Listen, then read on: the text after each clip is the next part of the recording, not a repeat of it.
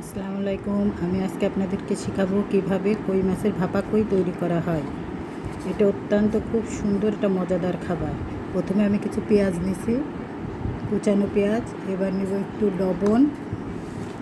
এবার পেঁয়াজ আর মরিচ, কাঁচা মরিচ একসাথে বাটা, বেশ খানিকটা, কারণ গ্রেভিটাই মজা বেশি। এবার দেব সরিষা বাটা, জিরা আর সরিষা বাটা অনেকটাই, 1 টেবিল চামচ। পরিমাণ অনুযায়ী রসুন বাটা, হলুদ বাটা, হলুদের গুঁড়া, লবণ, হলুদের গুঁড়া,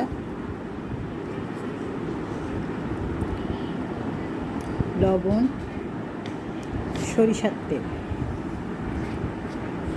অবশ্যই এই মাছে সরিষার তেল মেশাতে হবে, নইলে এর আসল যে টেস্ট সেটা কোনো মতেই আসবে না। সরিষার তেল, সরিষা বাটার একটা অন্যরকম স্বাদ এর ভিতরে তৈরি হয়। যাই হোক, এই সব মশলা যখন আমি তখন হাত মাখা করবো। হ্যাঁ, এই মশলাটাকে আমি অবশ্যই সুন্দর করে হাত মাখা করে নেব। এবার আমি মাছগুলো দিয়ে দেবো। মাছগুলো একটু 2 ভাগ করে কাটতে হবে। এটা কই মাছ, চাষের কই। আপনি যে কোনো কই দিয়েই করতে পারেন, ইলিশ মাছ, যে কোনো মাছ দিয়ে করতে পারেন। 2 মাছ আমি কই মাছ দিয়ে করবো।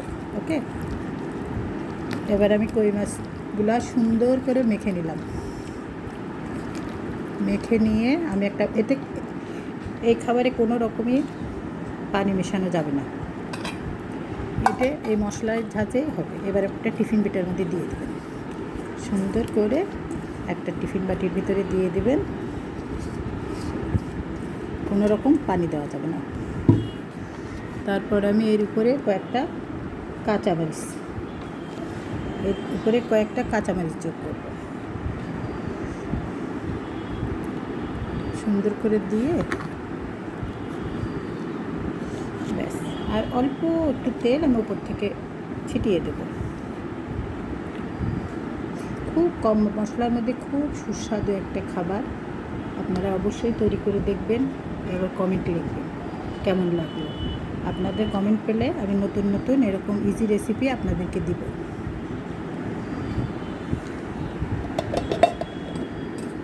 এবার এটা আমি একটা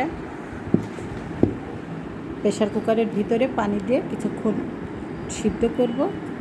4-5টা হুইসেল দেবো প্রেশার কুকারে। অল্প একটু পানি দিয়ে বাটিটা আমি ভাপে দিয়ে দেবো। একটু অপেক্ষা করুন।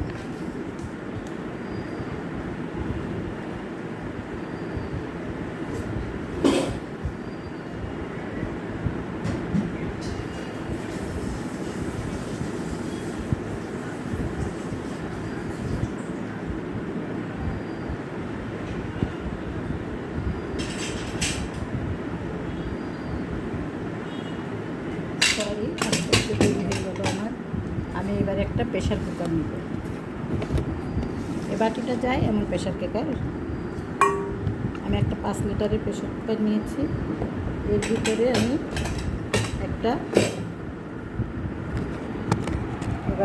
এরকম একটা স্ট্যান্ড বসিয়ে দেবো। পানি খুব বেশি দেওয়ার দরকার নেই, যেহেতু এটা ভাপা হবে। এর ভিতরে অল্প একটু পানি দিলেই হবে। তারপরে বাটিটা আপনি দিয়ে দেবেন।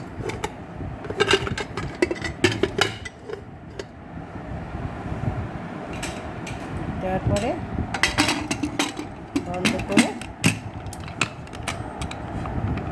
এটা টোটালি বন্ধ করে আপনি 5-6টা হুইসেল দিতে হবে। তাহলেই তৈরি হয়ে যাবে সুস্বাদু ভাপা কই।